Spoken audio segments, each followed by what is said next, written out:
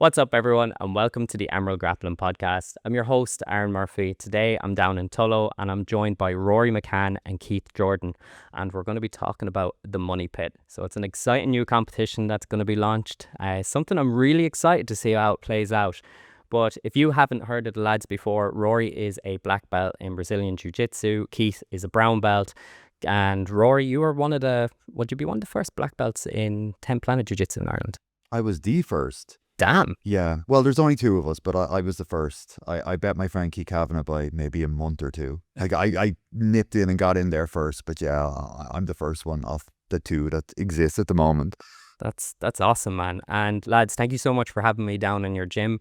For anyone who might not know you, maybe you could give a little bit of an introduction to yourselves and how you got started in jiu-jitsu. I was living over in California in San Francisco, and I think to the month actually 14 years ago I was working over there, and I was getting very into Joe Rogan's podcast, who had just started, and that kind of replaced TV and movies for me at the time. And I always liked Eddie Bravo whenever he was on. I always liked his style, and I always liked whenever he used to do commentary and stuff for UFC and all before that. And he brought his first black belt, Denny Procopos, onto his podcast, and I was listening to it once. And Denny was running 10 Planet San Francisco. And I was like, oh, this is in town. I had done a little bit of MMA training before, like a couple of years prior to that in SBG. I think it was the only probably MMA gym in the whole country at the time. So I thought, I used to really enjoy doing that, so I'll pop down and give it a go. And I did, and I was just instantly hooked and never looked back at all. And it was just, right, I'm a jiu-jitsu guy now, and that's pretty much all I focused on and all I did. And that was 14 years ago to the month, I'm pretty sure. So that was my start, and it was from Joe Rogan's podcast, seeing my coach on it and thinking this sounds really good and interesting, and then went down and just instantly loved it, loved the whole vibe, loved the culture of it. And I just, I seen that these guys were really, really good, and they took it very seriously, but they were also very friendly and very welcoming, and yeah, just overwhelmingly positive, and I've been addicted since day one. Awesome. Keith? Yeah, hiya everyone. I'm a brown belt here on the Rory, and how I got started in it, I was just in the gym flat out. I actually got meningitis when it was years ago, and after that I remember coming out of the hospital and barely being able to walk across the car park. I was always like really skinny and struggled a bit with confidence and stuff, so I started joining the normal gym and wanted to get really big and strong. I think I went from like 9 stone to like 15, so I done that.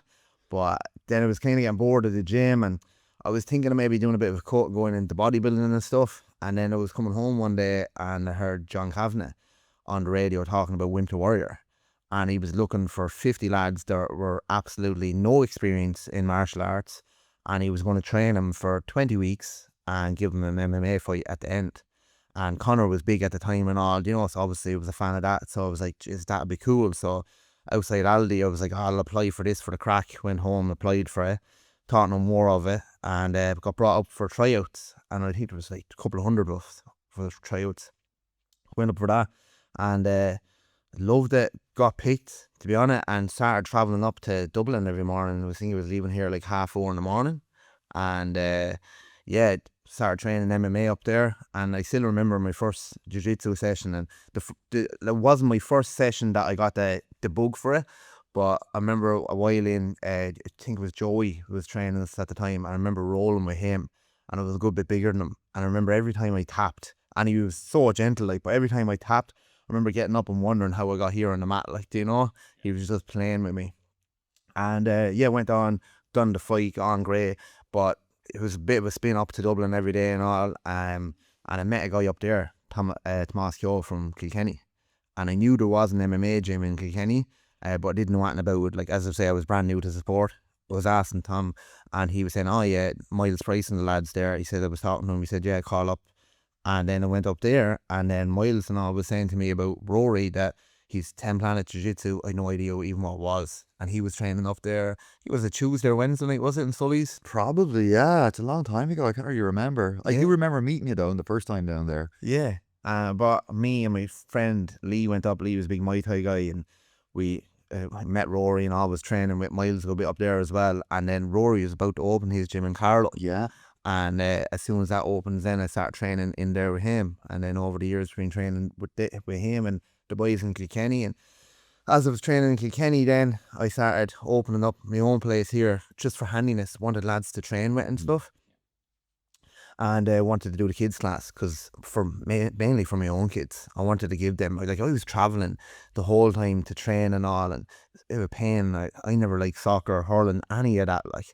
And I was like, I want to do something here. So just got a few mats and started with just upstairs a couple hours a week. And then anytime I wasn't training anywhere else, I was training here. And yeah, it's 10 years go by and here we are, like, you know. Unreal. Isn't it crazy how, like, I'd be similar to, I didn't have any interest in GAA, football, any of that growing up. But then, like, I always loved martial arts. I used to love watching, like, all the films online, like, and I always remember, as cheesy as it sounds, do you remember the film Never Back Down? Yeah, yeah. That was class. I remember watching that and be like, that's unreal. And that's kind of always stuck in my head. And then I always wanted to do martial arts. It's the Michael Joe White one. Yeah, he did Yeah, the second and third one, I think, of it. The second one had Eddie Bravo in it, and I think it was also starring Einstein or Scott Epstein, who's like one of Eddie's first black belts, and he was like the star of it. Unreal. He was the main guy in it. Yeah, I don't think I've ever watched it all though. No, I've watched the first one. I watched a little bit of the second one, and then when I seen, like, it started getting, like, you know, like the B movies where it's like it's bad, but it's a good bad. I was like, I don't know if I want to keep following that. I don't want people making fun of me. And did they make a third one as well? Yeah. Did they? Yeah. Fuck, I bet it's dog shit. Yeah, like you haven't watched it. First one's always the best, isn't it? Always is. But that's how I got started. And then, like, as you were saying, like, you were traveling such a far distance, and it just made sense to set up here. So what's it like now? Because you've run the Ninja Cubs here and you're running classes like multiple times a week. I bet it just feels a lot better than having to travel, a couple of hours every day. Oh God, yeah. Yeah, it's great. And like, just the lads we have in here probably would have never found it, you know, not blow our own heads up, but without us being on their doorstep, like there's nothing else. And I mainly handle the kids classes here, and Rory does all adults classes. But especially with the kids, like there's kids here. There's one young lad in particular, Jay. Shout out to Jay, and he's just unbelievable. But when he came into the first class here, he didn't want to do it at all, and his dad reached out to me then, wanted to know if I'd do a private with him. So me and my son Bobby started doing private lessons with him. Now, you meet Jay now. He is a grey belt now. He competed at Europeans last year, got silver. He's smashing the competitions. There's not a class that goes by that he's not in here in the gym. He's a huge part. And like, even talking to his parents to say, like, and like, he wouldn't have found jiu-jitsu only for this gym and that, like, you know. So to give that back, like, it's not easy sometimes, especially now with the cost of everything and all, you know, running a gym and trying to keep it up and running. But when you see results like that, it's like, why is there not more people doing it? It's crazy, like, you know. And as I say, just there's loads of kids like that just weren't fond of soccer, weren't fond of the normal sports, and they come into this and they love it. Like, if you were to talk to Jay's parents now, couldn't believe how different of a chap he is. He has this community in here now. He's real close friends. The same man will go up now and go to the Europeans last year, will go to any competition in the country and roll with anyone. Like, for a chap that wouldn't come onto the mat, like, that's unbelievable, like, you know. Super confident. It's so good, like, you know. I'm sure you can talk about all the lads then. Yeah, the adult class is going great in here as well. We've got a really good team that, like, you know, we really gel together and get on very well. There's no one that really kind of like is abrasive or anything. Maybe Ollie is a bit, yeah, but we still love him. Yeah, it's so good for your head, like having a place where you can come together as a team a couple of times a week. And I mean, if you're not going out and drinking and doing these kind of unhealthy things, it's easy not to have any type of social life nowadays. And I think we're all a bit more like socially worse off after COVID. Like, we're all a bit more adjusted, just staying at home, looking at screens. So like jiu-jitsu, getting out and being part of a little community and especially a community that like really cares about you and takes care of each other, I think it's very important. And I think whatever you do in life, you need something like that, you know. It's being part of a tribe or being part of a team, I think is something that's nearly essential for your mental health. Yeah. So you don't get so isolated. And, you know, like I say, it's very easy to get stuck at home with your head in your phone all day and not talk or interact with anyone in real life and not get out of your comfort zone at all. But jiu-jitsu, like, you're really getting out of your comfort zone, and not just socially meeting people, but also physically, like with the pressure and stuff, and learning to adapt in that. And you just come out a much better, well-adjusted, confident, happier, nicer person, I find, you know. Strong, happy and healthy, like that's the goal for all my students. It's, you know, it's what I want for myself. It's what I want for my family. It's what every mother would want for their kids, to be strong, happy and healthy. So that's always the overall goal, you know. Yeah, 100%. I always say that jiu-jitsu is like the one type of combat sport where you can literally go spar with someone or go to a competition and roll with them, and there's no animosity after. Like, you see it with other sports like boxing, kickboxing. Sometimes like you might lose and you'd be like, damn, like F that guy, F that girl, Yeah. like they're after piecing me up. Jiu-jitsu, you get caught with like a leg lock, you get caught with like rear naked choke, you're like, oh, how did you do that? Show me that It's a setup. massive advantage we have, an absolutely massive one in grappling, that there's no strikes. So I could roll with someone, completely dominate them. I could maybe tap them out 10 times around with zero damage. Like, it's going to be uncomfortable, all right, but you're not coming out any worse. And if your ego's able to take it, which it should be after a while, you're just going to learn. And every time you get tapped, you get a bit better. And like, that's why it's like so many nerds and all get into it, because it's like this virtual reality game of death, really, where there's no damage. Like, you can just, like, nerds figure out, oh, I can just keep doing and practicing this over and over and over again and getting better.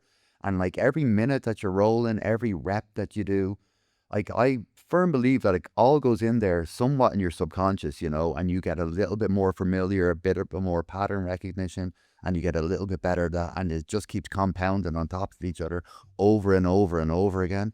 Eddie Bravo's got a analogy about shoelaces that I always use to the guys. They're probably sick of hearing me say it, but like the power of repetition. Like, if you take tying your shoelaces, like, that's actually fairly complex. Like, there's a lot going on there, having to do a loop and all. But I mean, you can tie your shoelaces without thinking about it, without even looking at them. You can undo it because you've done it so many times. You've done a few reps off it every single day, and that just compounds. But you can do that with jiu-jitsu movements as well. You just do them enough and you can program them into your DNA. And then after a while, you're this very competent grappler who's able to have loads of fun and you know, roll with your mates. And yeah, the whole thing of no damage is absolutely huge, because like, even if you're going to, like, say, a boxing gym or a kickboxing gym where, you know, you're obviously not going to be hitting each other hard, but like, there's always, you know, it snowballs a little bit, you know, like, it starts off at top, but one guy might be a bit harder, then he wants to get them back. And like, even with your teammates, some animosity will build up. And there's unfortunately, like, I hear guys come in that tried boxing and just like, you know, I didn't like it because they're treating you guys as punching bags pretty much. And it's a terrible for business retention and all, but I mean, it's not good for them either. And like, you know, with CTE and all what we're seeing now, it's something you've got to be very, very smart about. So having no strikes and no damages, it's such a massive advantage we have, like, in terms of getting good, in terms of enjoying it and building a community as well. Yeah, like, we're very lucky to have it. Yeah, and especially with trying to get kids into sports like that, because like a lot of parents would be afraid, you know, they don't want their kids getting really badly hurt. They don't want them getting injured. Absolutely not, yeah. And like with jiu-jitsu, there is the occasional injury that you pick up, but it's in such a controlled environment. Like, Yeah. they have the opportunity to tap, and the person that's attacking, they have the opportunity to let them Yeah, tap. like, accidents do happen, but I would say not more than like a non-contact sport like soccer or basketball, or injuries happen there as well. It's, you know, it's just something that's going to happen if you're playing sports. But like, the fact that it's so controlled, and also most of it's on the ground, so there's very little impact. So it's quite good for your joints and stuff as well. There's a lot of longevity in it, like, which is great. Where you guys see guys playing football and all, like, they have to stop in their 30s, you know. But you see jiu-jitsu guys rolling into their 70s. Like, I train in a Thai every week with a guy called Mick Aldridge. He's 70 this year, and he's on the mats rolling with us every week, and it's amazing. I love rolling with him, and like, he's my canary in the mine, you know. I want to be there at 70. I want to be on the mats at 70. That's my goal. Like, I'm very focused in on longevity, and I think I'm in the right sport for it. 100%, man. It's crazy when you do hear that, like, older people, but it does make you think. Like, you see the lads that do GAA and soccer, like, they get up in their early mid 30s. You'd nearly want to have a billboard outside advertising jiu-jitsu. Yeah. Like, there were some flyers. 100%. Yeah. Could be what a lot of people are looking for. And then with the kids as well, like, you get young kids in there and they're getting tapped out and they're learning and problem solving as well. Like, what it gives to them is unbelievable. All you have to do is watch them in classes and see. And like, you get some lads that are naturally come in and they just have that thing where they pick it up faster or not. And we've a few in here at the minute now that just came in and they've won comps and all already, and they're just naturally take to it. But I'll always say to them, like, you know, when people say it to me, you know, and I'll say, wait and see how he takes that, because that's a hard lesson for a lot of them type of people to learn as well, where it, you know, it's only about time. Like, you know, like, our kids programming here is very, very good. They're all gone to super levels now.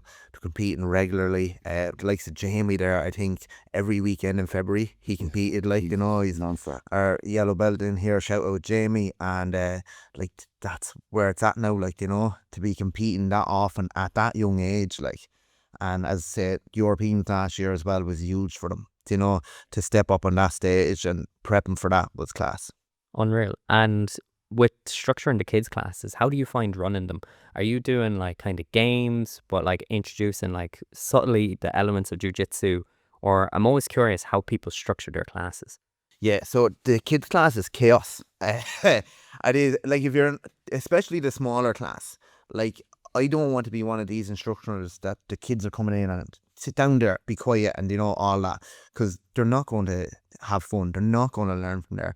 With the smaller class, I love the games because they don't even realise. Like, today, for the 10 a.m. class, so they start from 5 years up. We were looking at back takes and stuff like that. But like, we had them going around trying to get their hooks in, playing the crab game, you know, trying to get their hooks in without them even realising, you know. And then we did another game where they're at the back and we did try to get our seatbelt on or our feet in. Then they were in turtle and we're looking at getting down to a hip or try to get our leg in. And this is a game, and I'm down on the floor with them and I go, this is what we want to try to do. This is a turtle. Look, Bobby, it's now a turtle. And would a turtle be out far away like this? No, that's a starfish. And like, it sounds silly, but they're all engaged then. And then I go to him, like, Bobby, lie down like a starfish. And I go, is he a turtle or a starfish now? And then at the end of the class, I'll have questions for them. And then if they got on really well with the questions, so like 3 questions, they should know by the end of that class. So today it was like, okay, when I'm at the back here now, do I want my hands like this or like this? And I've got 3 questions right, we play dodgeball. If not, they get to wash my van. Do you know, either way it's the win. But little things like that.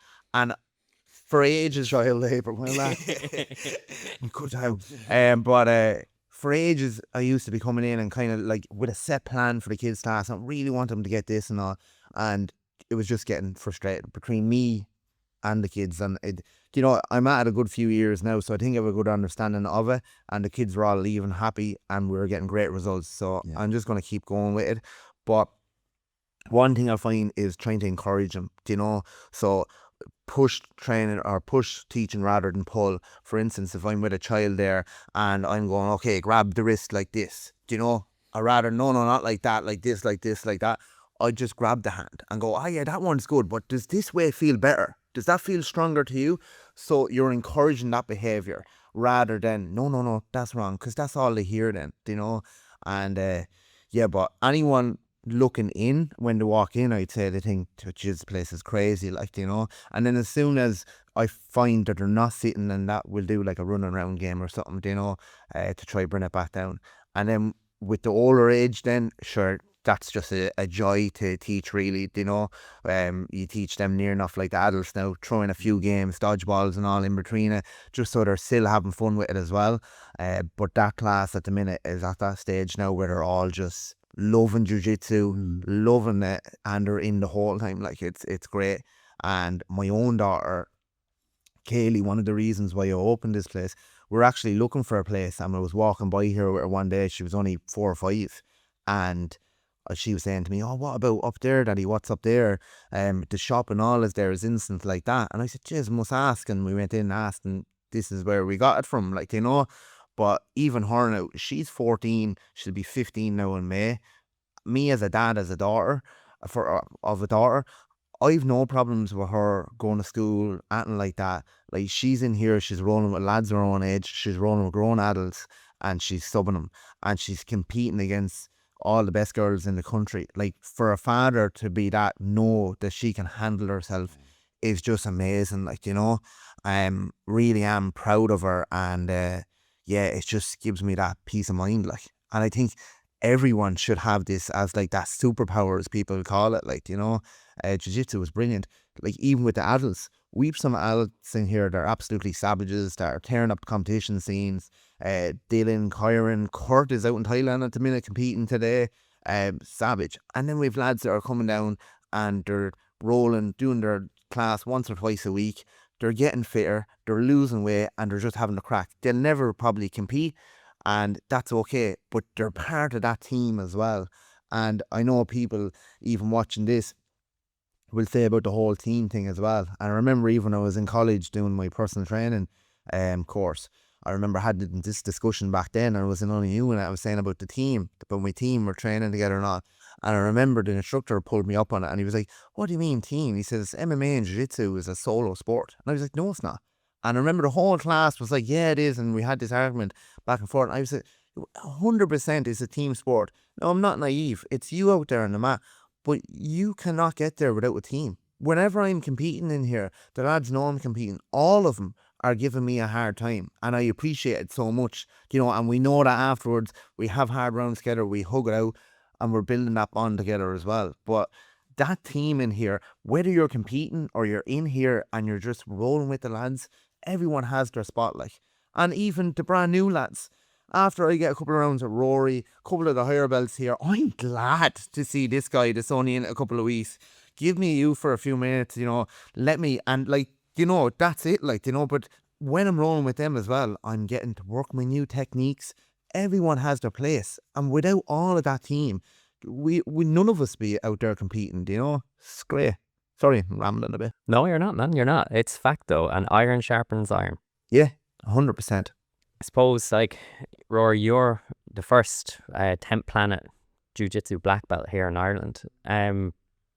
Do you see much of a scene here now anymore, or has it gone quiet? 10 Planet wise, Yeah. it's gone pretty much. I was the first one to open a gym in Carlow, and then the guys up in Dublin that I knew, they opened 10 Planet Dublin as well. But unfortunately, both those gyms are gone at the moment. It's for different things. Like, I had to close down about 3 years ago, kind of during COVID and stuff. And then recently, just in the last year, the guys had to close. I think the guy, Danny, was running it, just had to move. He had to move up to Donegal, so he wasn't really able to run it anymore. And I guess the guys weren't up for it. They tried for a while, but then I think now Gary Rooney, who's a very established black belt, he took over that space. But as 10 Planet wise, no, there's not really much of a presence in Ireland at all now. There is a guy I know moving from America. He trains one of the guys I came up with, Matt Walsh. He's got a 10 Planet gym in Florida, and this guy, he married a Limerick girl, and Irish people, they always want to move back home eventually, like, so he's thinking about moving back to Limerick, and I think giving up a career as a guard, or not as a guard, but as a cop. And he's gonna try to open one, so like, I'll try help him out as much as possible. But right now there's not really much of a 10 Planet or any scene in Ireland really. We've, like I say, we've got 2 black belts and probably a handful of 10 Planet brown belts in the country. But yeah, it's dropped off, unfortunately. But you know, it's just the way things happen, I guess. And you were never tempted to go train in a gi at any point? No, well, I mean, whenever I moved home as a blue belt from America, and you know, I was like trying to look around and try as many no-gi places as I could find locally, but I had to put on the gi for a while. Like, I never had a white belt. I never physically owned a white belt. I was a blue belt whenever I first put the gi on. And yeah, I'd leave it in the wash a lot of days. I'm like, oh no, lads, I don't have a jacket now. What'll I do? I'll have to take it off. I just don't enjoy it as much at all. I mean, it's definitely better than no grappling, but I was kind of, just whenever I moved home, I was just kind of being a bit of a gym slut, bouncing around to as many local gyms as I could find and rocking up for the no-gi classes. Yeah, but I did have to put a gi on, yeah, sometimes. But yeah, I just think it ruined it. I never used gi grips. The way I look at it though is like God or nature or whatever created us kind of gave us this perfect game we can play. Like we can play it, and like I was saying, we don't, like, we're not hurting each other. There's no damage, and you can just keep on getting better at it. And it's perfect. Yeah. All you need is two bodies. Like, why would you want to mess it up and dilute it by throwing in like these baggy clothes and all? And people say like you can get more, you know, like technical, and you can do more like gi chokes and like all the collar chokes and all this stuff. But like, why not take that another step and like tie loads of ropes on it? You could get more sweeps and chokes as then, but like it's still just irrelevant to me. It's, yeah, but that's just me. I don't get it at all. Like, maybe people listening to this going, you're fucking wrong. You're wrong. It's better. But no, it's not. It's not better. I train mostly in the game myself, so I know, right? But Get out. I love my no-gi as well, but I don't know. I just find I can slow people down, especially like young lads who are very quick. Just like, here, lads, throw that jacket on. Let me slow you down for a few minutes and catch my breath. It takes less skill. Exactly. That wasn't the answer I was expecting. But it's more skill no-gi. Like it's easier to control someone no-gi. You've got so many handles and all. Like it's harder to control a body no-gi. And that's what I like about it. I like the slowness as well, by the way. I'm very, very slow, and I do like the slowness, but nah, it's not for me. Okay, cool. And I'm curious, over the years, have you adapted your game, like, as you've gotten older? Like, you see a lot of people who would be very much into, like, you know, inverting and stuff like that, but now they're playing more like a half guard sort of style. Like, how has your game changed over the years? It's gone way more control based. It was mostly control based. I'm a very big guy, and I was never fast. So, and I'm not explosive at all either. So, like, but I am isometrically very strong and stuff. So, like, yeah, I like to slow things down to a snail's pace, to be honest. But it's increasingly got more and more. Like, I'm getting, like, I find myself rolling. I'm less and less success rate with doing speed based movements. It's just, so I try to control it and have it completely control based and just step by step. And yeah, it's a slow death to me, isn't it? It's absolutely, yeah. It's all like a lot of pressure based, and yeah, because I gotta play to my attributes, you know. And like, I'm 45 now, so, and I started when I was 31, which is very late anyway. So it's I never really had that speed and those explosive attributes. So like, yeah, it's my game is pretty much 100% control based now, and I'm good in that close range. That's like where I do all my work. I'm not very good in a mid range, which I think Guy is a bit more mid range. Keith's really good in mid range stuff. Like if he's doing loose passing, or even if he's like in a knee shield half guard, but he's up a bit, and like I need to get in, I need to clinch, and I'm very good close range, but I'm not that good mid range. And Keith, what about yourself? How have you seen your game changed over the last while?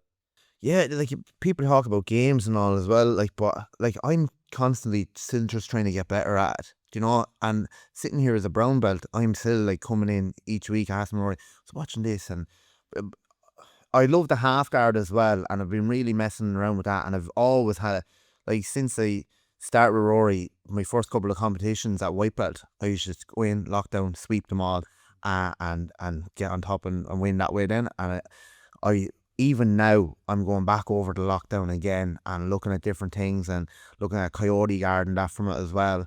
And I'm just trying to sharpen all that, you know. I do like the top pressure a lot lately now as well, and passing from the top, and passing from top half guard as well. But yeah, I still trying to figure it out, to be totally honest. But definitely half guard bottom and I like passing on the top as well. And every now and again a bit of rest and hand fighting. Big on the hand fighting, I like that. But yeah. Class. And would competition be something you'd prioritize with your students, whether it's the adults and the kids? I don't think it's prioritized. I think it's something that we were talking about, like doing more, trying to kind of like after your last episode with Shane Sweeney, like really got us thinking. Like it was really commendable how passionate he is about like building it as a team, and it's so team focused. And we're even like after listening to that episode, like trying to make some changes, trying to psych ourselves up, our guys, to kind of organize them together, and instead of just like individuals picking random things, to all right, we're going as a team to this event, and like to put it up on the board, right, this is 3 weeks away, and kind of give them a focus for it. Whenever we had Crank Invitational in December, that was great. We had 8 guys on that, so like everybody was in training more consistently in the build up to it, and yeah, it really like made us come together as a team. So we're going to be looking at like picking some, right, like maybe once a month, right, this one, and get as many people in as we can do, because whenever we come together, we've got quite a good competition team of like young lads who are really into it, and ladies who are really into it. Like, so, yeah, we've been kind of like influenced and to kind of go at a more of a team, and look at the competition scene a bit more seriously, and get a bit more active with it. Yeah, and like we were never a big competition focused team down here. So like we're always just in training because we all just love training, and that was the thing. And like before, when we were talking about it as well, like doing more comp based training and that, because I would have done a good bit with that, and I would have seen like Miles and Mick Brennan and all up in Kilkenny doing like camps for their MMA fights, and would have been a part of a few of them and seen how they were doing it. But down here, before we weren't anyway really geared towards competitions. We're kind of just everyone wanting to train, and now like the lads have kind of forced our hands, if not anyway, because like it was getting to a stage there where before Christmas and all, every weekend we were away with someone, whether it be kids or adults. We just lads competing all over the place, which is great, but they have to want it. Do you know what I mean? And we have to cater for everyone as well. So if lads want to compete, great. We've one lad in particular in here, and he's an absolute beast. He competed twice, and he said straight out to me, Keith, no, that's not for me, never again. Like, just it's not for him, fair.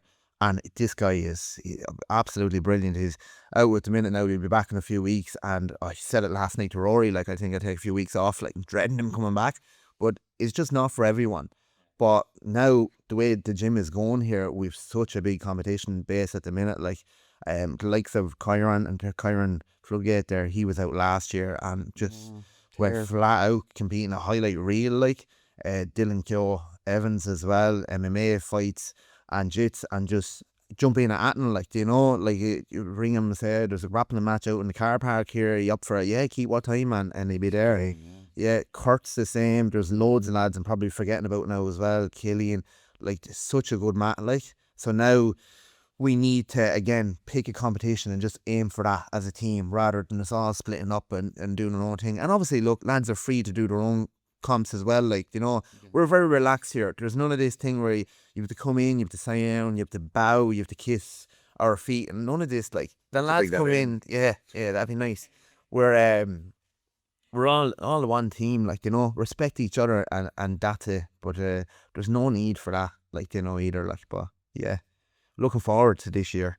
And the kids is the same. Like, we never force competitions on them, but again, like, they were all just coming going, can we do this, can we do that one? So we actually sat down at the start of the year here and was like, right, these are the competitions we're going to aim for with the kids and work for that. Like, because if not, I won't be home any weekend at all. I'll end up sleeping in the gym here. And it's crazy because in like the last 12 months, it's just like a surgence of competitions. We're even seeing the invitationals. Like, there was Crank, there was Ireland BJJ, Kaizen there only recently. For yourselves, how do you think the competition landscape is going now? Like, do you see more competitions as a good thing, or is it kind of like oversaturating? It depends. Like, in February there, I think there was one literally every weekend, and then I think for a month or that before, there was kind of none. And look, as I said, this is going to be our first competition. We get into that in a while, and we haven't run them yet. But one of the things we see is the cost. The cost of them seems to be climbing and climbing. And look, don't come at me. As I said, we're white belts at this. Like, we know kind of the cost of what this is going to cost us now to run this, and that's out of our own pockets. But like, there was comps there lately, and it's €95 a piece or whatever for late registration. So me and my daughter went up to one. That was 190 quid. Plus your fuel and all for the day as well. And for the price of fuel at the minute. It's crazy. But like, it's a lot of money. And like, for us to even get parents then, their kids want to do it. And that's why we didn't push it, especially with the kids, because we didn't want to feel like they have to. Parents have enough cost, and I don't want to go all down that rabbit hole either. The cost of living is bad enough. But like, some competitions there for kids, 100 quid. Like, it's a lot, So that's one thing I find. But again, I haven't ran many competitions right now. I don't know the cost, but that, and then the entry fee, I know a lot of people are giving out about that as well, that like people having to pay in to watch. I could get behind that more if the athletes then were free or cheaper. So if people had to pay in to watch, but athletes didn't have to pay much, you could argue that a bit more again. But again, lads, maybe it's just cost. Maybe we're just missing something obvious here. But it seems like the competitions are busier, and there's more people doing them, and they're getting more expensive. Like, remember when Oisin was doing the DCUs? Rock up 15, 20 quid, piece of paper, and you'd get all the matches in the world, like, back in the day.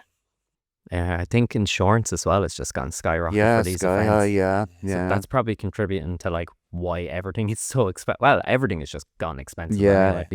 And it's a shame, because it's nice to see all these competitions. It's given everyone the opportunity to get out there, compete, and like start to kind of make a name. And then you have these invitationals that come along, and that's where people really do make a name for themselves. I think this is a great opportunity to branch into the invitational competition that you're going to be running, the Money Pit. So can you tell us where did the idea come from, and what can we expect? So like, for the last couple of years, I was kind of, wanting to run our own competition, just to have something down local. Rory always said it to you earlier on, not a fan of travelling, like, but there was nothing down around this way, and we were looking at a few different ideas, and we've a venue out the road that would be epic for one, and that might come in the future. But we always said, if we were going to do one, I wanted it to be different. Like, all the lads running the competitions at the moment, they're all doing a great job with them. There's nothing there that we go, fair play to them, they're all brilliant. And we don't even want to compete against them competitions, right? And that's why we picked these dates and all, because we know Crank have their one coming up and all as well. We don't want to interfere with anyone else, but we want to do it different. So we loved CGI 1, especially. We loved it. We couldn't understand why there's no pit in Ireland. So that was one thing I wanted to do. If we were doing it, I wanted a pit. Because if not, what's the point? It's just another invitation. And they're great, but if we're doing it, we want to stand out. So we're doing the pit. Another thing then we found was, obviously, we want prize money. We're not Craig Jones. Believe it or not, I don't have a millionaire friend that give me a million euro or dollars. So we said, sure, look, competitions are nearly 100 quid each now anyway, and you get 4 matches, you win some, you lose some, you get nothing. If you win 4 matches here, you get €1,600. So we said, we charge the athlete 100 quid each, we make nothing off it, and it's 1,600 quid in the pot then. The winner takes all and gets the belt, the Money Pit belt. And then with the rule set as well, no matter what rule set you come up with, I think lads are going to play it. We've seen that in CGI too, So, look, we went sub only. We want all the subs legal, and we're going EBI overtime rounds, which obviously is a big nod to Rory as well. I think it's an entertainment format, and with the pit as well, we won't get lads backing up, And then another thing we had then was the weights as well, what weight to do with that and all. And first we were going maybe under 80, and then we had lads, giving out to us, bitching about the weight, saying, I'm over that, I want to fight in that. So we said, look, under 99 and just go at that. And now we'll probably have lads cribbing saying, oh no, I'm too light or whatever. And what I'd say to them is, this is not for you then. So if you're I want a pints tournament or this, that and other, you go do that. This comp is not for you then, okay? We want lads that are going to bring entertainment, that are going to go into the pit and fight for it. We don't want jiu-jitsu matches, we want jiu-jitsu fights. That's what jiu-jitsu needs. Do you know, there's no point putting on two lads, do you know, Scott Solomon for pints and all. We want lads to go for it. Yeah. You won't be backing up here because of the pit wall. You'll be forced to go forward. And that's what we want. We want that action. It's like this. If you're cribbing about the rules, say this, that, and other, it's not for you. We want jiu-jitsu fighters in here. It's €1,600, lads. And we're for, like, I'm putting the cost of the event on, like, you know. So we want lads to come and fight. If you're worried about the weight, it's as simple as this. You're walking down the street with your partner, all right? Someone grabs Howlem Ratton. You're not going to pull out a scales, put them on it, and then turn around and go, oh, babe, I'm very sorry. He's not in my weight bracket. You're going to put hands on him. It's as simple as that. Like, it's under 99 kg. It's sub only and EBI. And the reason I wanted to go EBI as well is I think it's fun. Back in the day as well, there was loads of them. We've kind of drifted away from it here in Ireland. I don't know why. A lot of my first comps would have been in Port Harland and all, Phil Peter, and it would have been all the EBI rules. Yeah. And we love them, but and even to try explain to people, like I PT people for a living, and two girls that I'm friends with now in PT, and they were even asking me, Keith, what's the story with this event you're running? What ways it work? And it's so easy to explain. Two lads go into a pit, they fight for 10 minutes, and I'll let Rory tell you about that in a minute, why it's 10 minutes, and they fight for 10 minutes, and then, you know, whoever subs wins. And then the obvious question is to anyone that's not grappling even, well, what if they don't win? Oh, well then, they have a penalty shootout. You know, they start in dead zones and away you go. What else way would you do it? Points, trying to explain that to jiu-jitsu people, even jiu-jitsu people, some of them are so complicated sometimes. Yeah. Think, Jesus, Yeah. did he get it? And then, do you know what? We'll do ref's decision. That's a great idea. No matter what happens then, one team always goes away hating the ref, or you'll have people going this, that, and the other. Where now it is what it is, lads. You've 10 minutes to finish him. Finish him. If you can't, then you're in a dead zone. It's a penalty shootout. Like, it's clean cut like that. You won't be backing up because it's the pit wall. And I'll let Rory add in now, but the €100 as well, that's non-refundable. You pay your €100, you're in. You get injured, you can't compete, you can put in a teammate. That's no problem at all, okay? That's grand. But the €100, it's not only to go towards the prize money, but it's to stop lads pulling out last minute.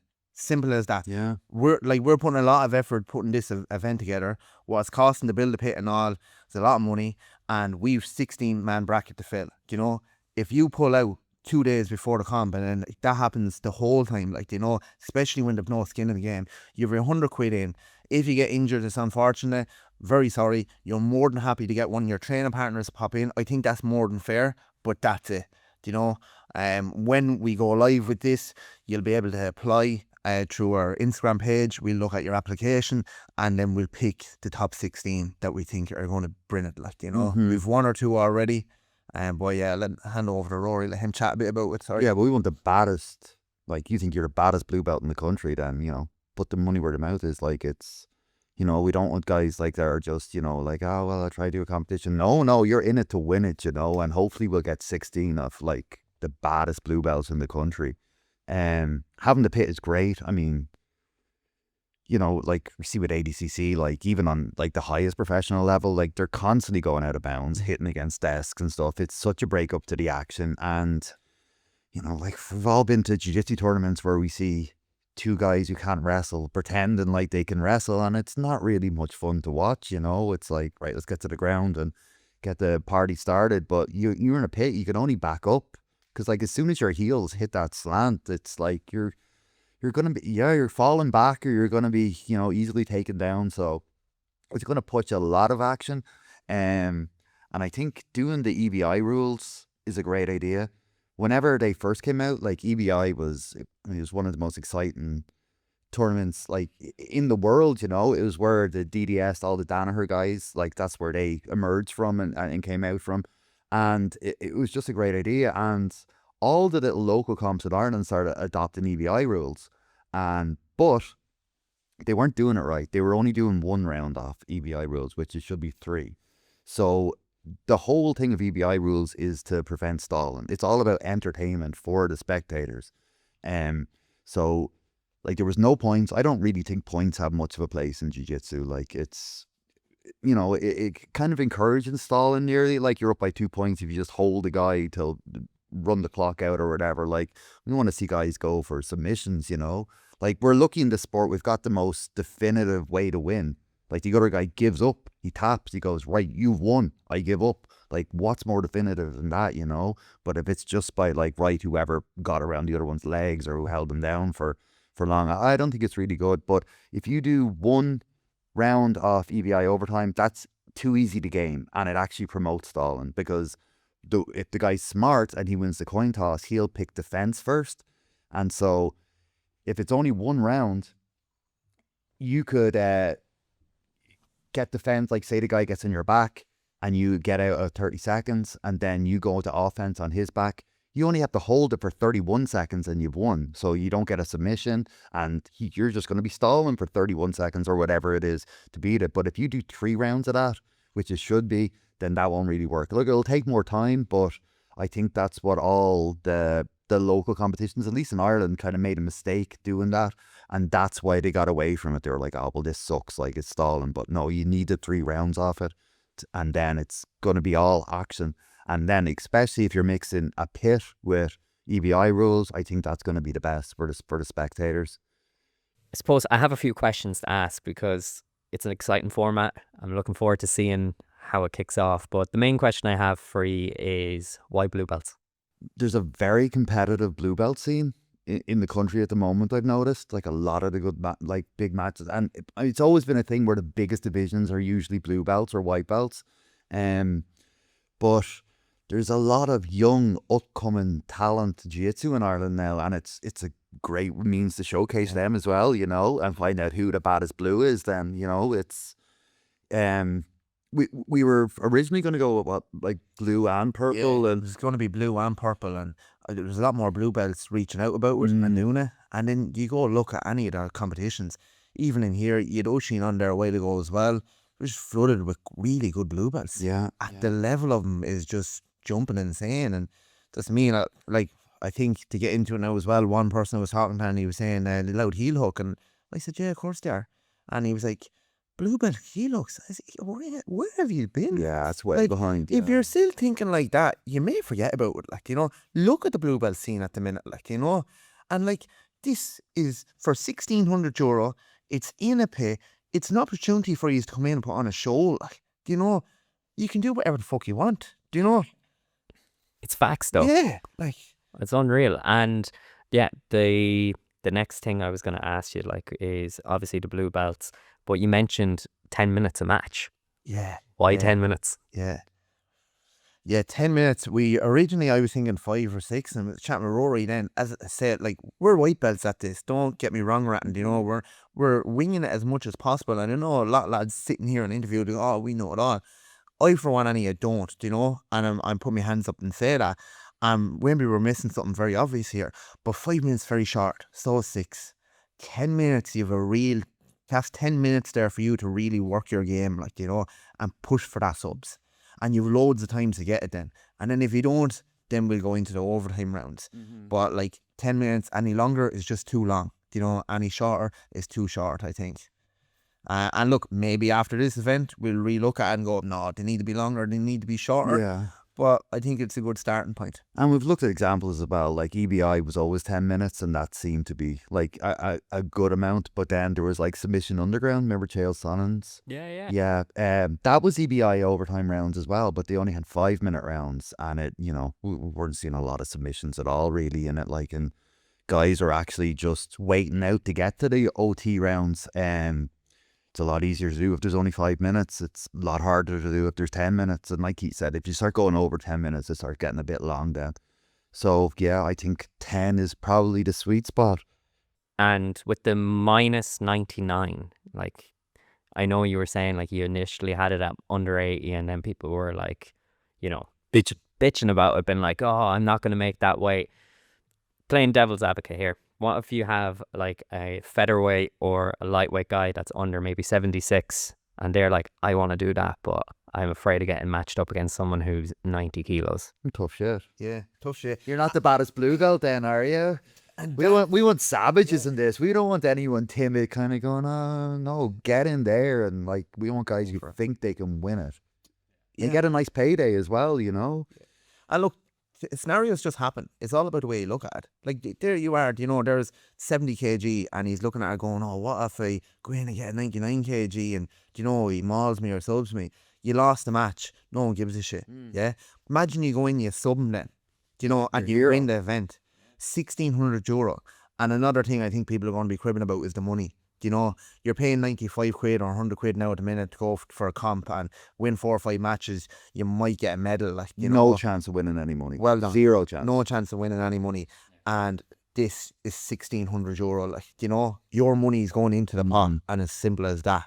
Exactly. And one thing that I actually really do like about this format that you're running is the sub only, because if you looked at the CGI, great event, but when it had the rounds and the point system that they were doing, that was my only criticism on it. I didn't like it, and I didn't like the squads part of it. I think I preferred like the brackets as well. So the sub only will make it more exciting as well. And like, you take it, the rounds, and a couple of people have said that to us. They said, oh, would you not do the rounds like EBI or not?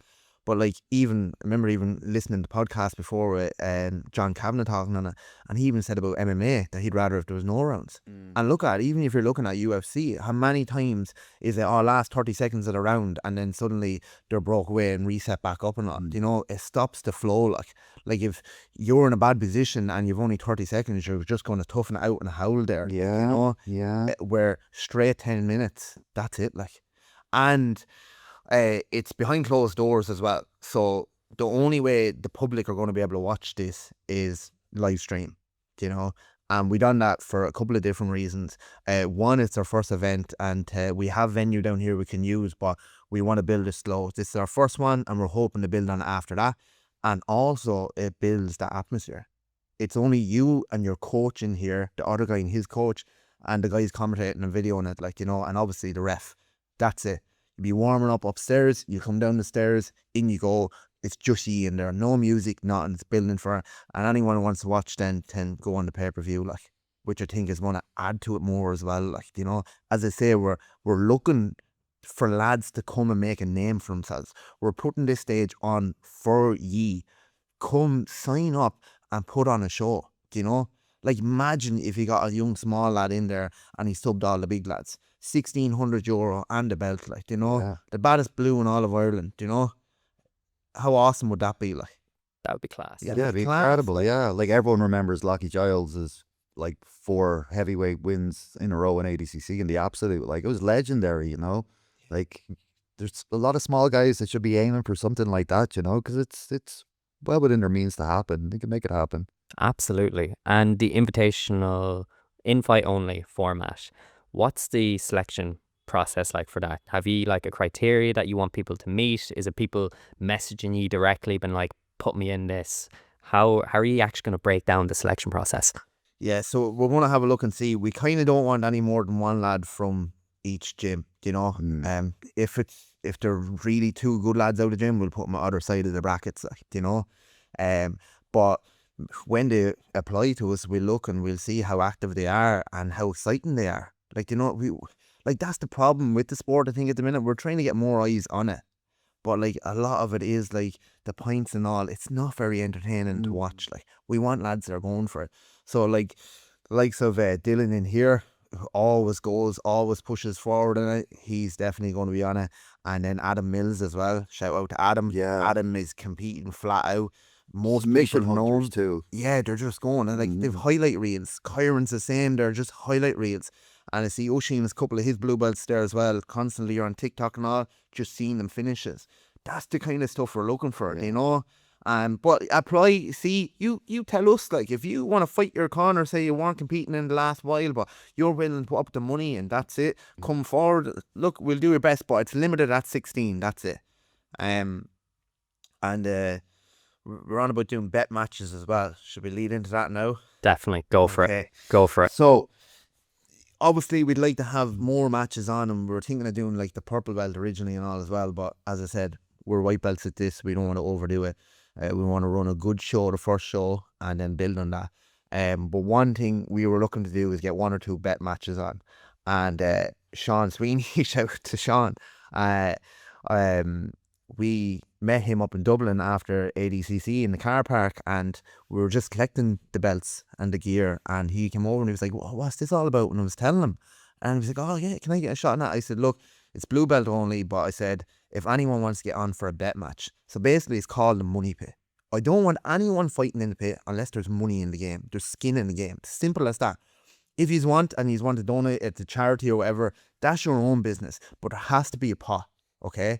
And this stops lads from pulling out as well last minute. The money has to be sent to me or dropped to me. I'll mind it.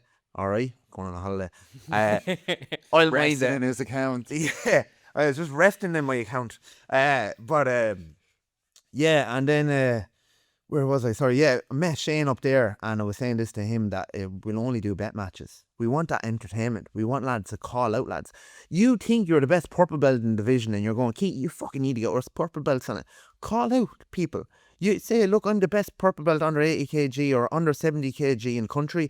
I have €300 here. I'll get your sponsors to pay for it. A lot of these lads have sponsors now. Cool. Put up €300. And then call out whoever you want or tell everyone.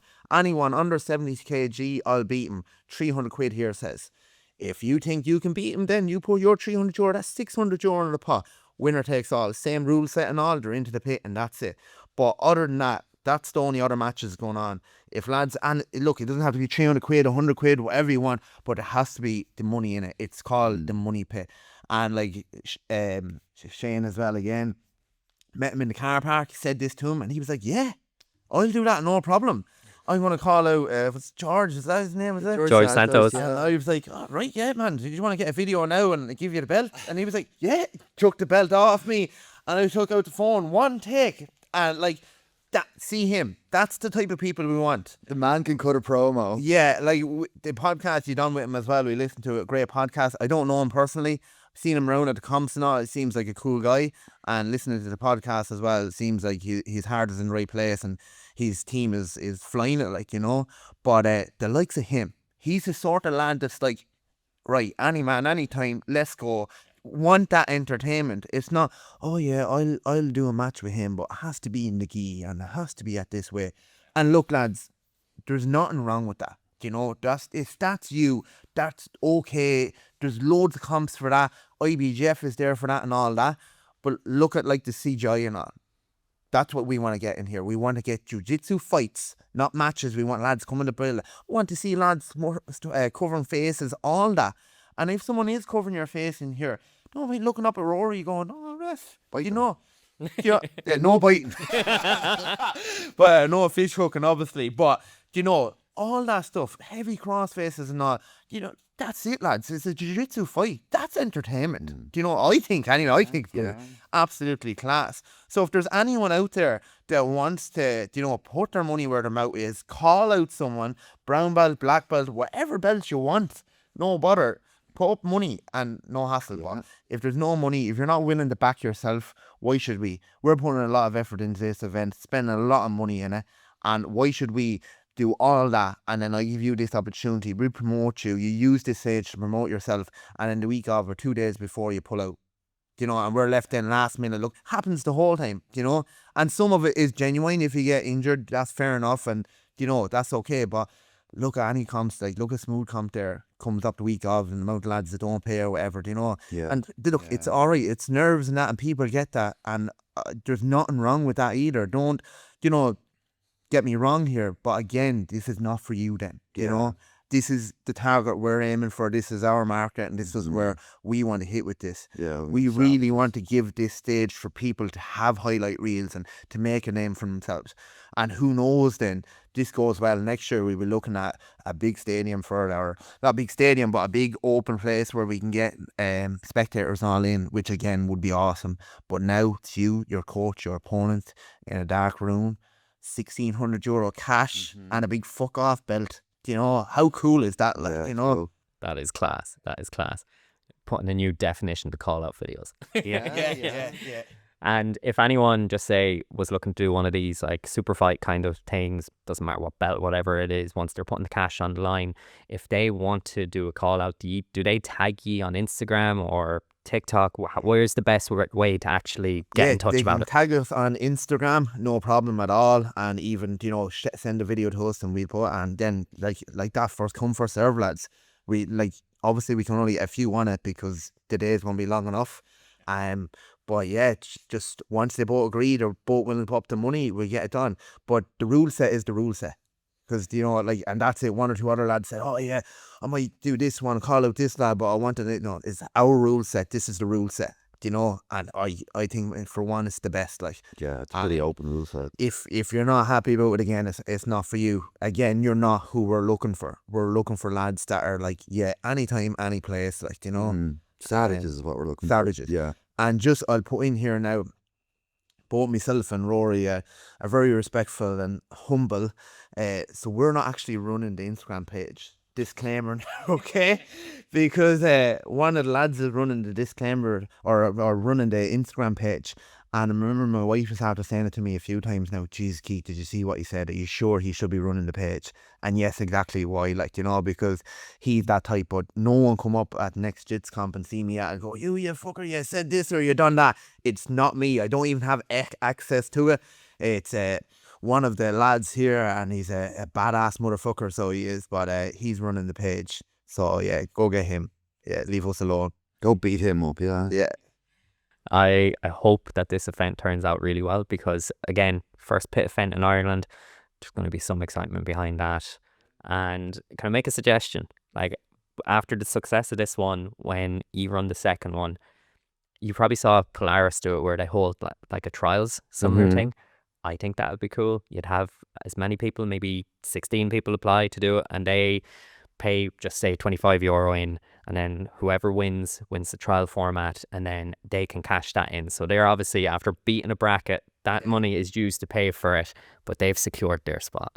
Yeah, that's a good one as well. Yeah. So if you run that next year, just hashtag Emerald Grappling. And like that, as I say, like, you know, it's a good chance for them to make good money for themselves, like, you know. As I say, even if they were to lose the first match, it's £100. You're paying that for most comps now anyway, you know, but you're still getting the experience of a pay. You're getting on the Invitational, you know, we get your poster and all done up on the page. It puts eyes on you. Like, normal jiu-jitsu comps are great and you get good experience and all on it, but you can't beat a good Invitational. Absolutely, yeah. You really can't. For that exposure, yeah. You know, you see your poster, you're sharing it around your friends, your families that aren't even in jiu-jitsu, and then now, like, they can sit at home and watch it, like, you know. It should be great, like, you know. Really looking forward to it, really excited about it. It'll be awesome. Awesome. And it's a win-win situation. It's promoting the sport in Ireland, and it's giving that person, whoever wins, a name and a class belt. So, Yeah. The belt is sick. Who doesn't want to fuck off belt? Like, Yeah.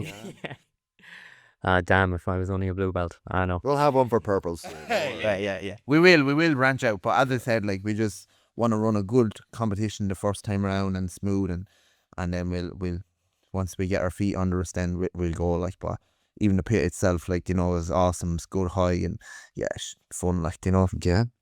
Class. And just to reiterate it again, it's sub only.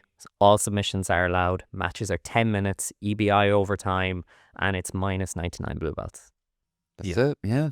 Awesome. I'm excited for this one, lads. Yeah, me too. And I'll make sure to include the link in the description. I'll have it even on, like, my Instagram page for people, just so that everyone can see it's there. We'll promote it because we need exciting events like this. We need platforms where lads are going to put their money where their mouth is. Absolutely. Yeah. Did you say the date of it? Or the 13th of June. Yeah. So it'll be awesome. Yeah, a few months. Perfect, lads. Thank you so much for joining me on the podcast today. Really enjoyed it. Really looking forward to this event. This is going to be class. First pit event in Ireland. Unreal. The last question I do have for you is if there's anyone you'd want to give a shout out to, if there's anyone looking to come train with you beforehand, just kind of pick your brains on what you're looking for. Where's the best place to reach you online, and any shout outs? Yeah, so we're on Instagram, Facebook, all of that. Jordan Fitness Tullow. Look, we've an open door policy here. We're very much iron sharpens iron. We do have loads of lads travelling down to us. The guys from Art of Grappling do come down to us. A few lads from Kilkenny the whole time, Dunlavin as well. We're very much open door. Come on in. If you're sound, come train with us. You know, and that's it. Like, you know, we're the same. As I say, we want the sport to grow, and it's that beautiful place at the minute. And then for our shout outs and sponsors, we have a couple of people sponsoring the events. So this beautiful belt that we have behind us here, Miltech sponsored this. They do all balers, so any of your waste needs, bottle crushers, all that. Miltech, look them up, they're class, Cliff Power. We also have Fight Clean soaps. Oisin's brand, absolutely class. Have you smelling mint? He's a coffee one, and it's just unbelievable. So it is. Then we have Fucky as well.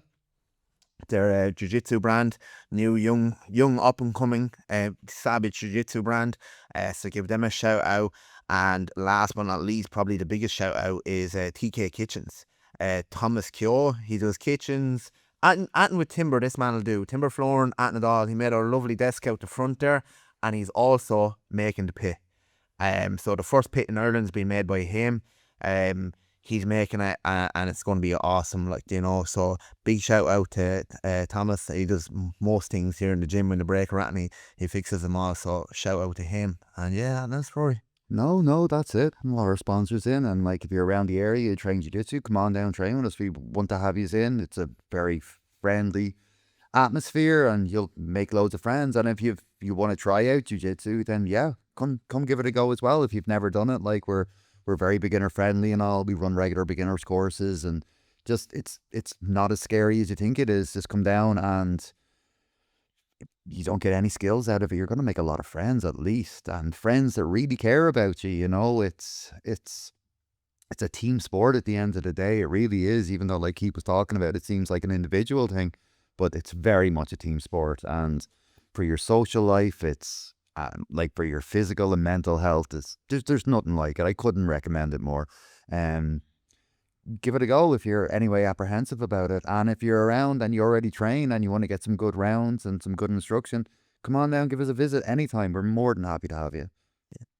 And like that as well, if there's anyone out there who wants to get involved, wants to help out with the pit in any way at all, or there's any advice ranting for us, all good advice always, you know, as I say, we're learning ourselves. So reach out if you want to get involved in this event, help us out anywhere at all, do. And if you ever want to get privates ranting off Rory or that as well, he offers them as well. If you are nervous or you want to update your game, learn off 10 Planet Master, hit us up.